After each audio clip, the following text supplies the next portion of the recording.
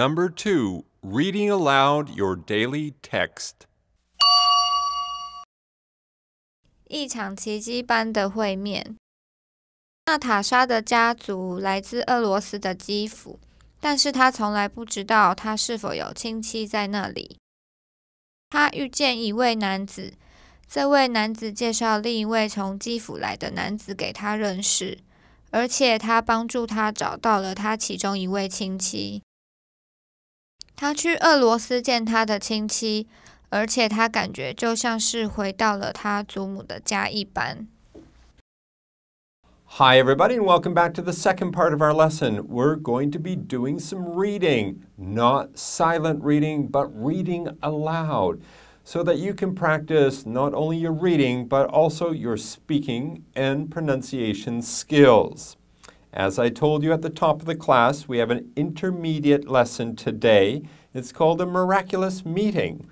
I will be reading it aloud first, and then it will be your turn to read it aloud as well. Here we go. During Takako's first month in Portland, his homestay mother, Natasha Chekrev, told him of an amazing experience she had 6 years ago. She pointed to a beautifully framed newspaper clipping hanging on the wall of her living room. The article explains that Natasha's mother and grandmother came from the city of Kiev in Russia over 70 years ago, but that they never told Natasha about her grandfather or about their life in Russia. After Natasha's mother and grandmother had both passed away, she began to wonder if she had relatives back in Russia. Unfortunately, she had no way of finding them.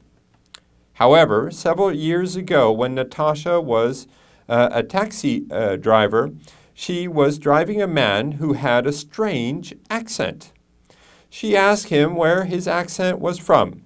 He said he was from Poland, but his roommate was from Kiev, Russia. So his accent was a mix from both of those areas. He gave Natasha a phone number and said, "Your family came from Kiev, so you should meet my roommate." That night, Natasha had dinner with the Polish man's roommate. Natasha mentioned that her last name is Chekrev, and the roommate was very surprised. He said, "In my apartment building back home in Kiev, there is a man named Mr. Chekrev. Chekrev is an unusual name, so the roommate helped Natasha call Mr. Chekrev in Kiev." They talked for a little bit, and Mr. Chekrev suggested Natasha send him a photo of her grandparents.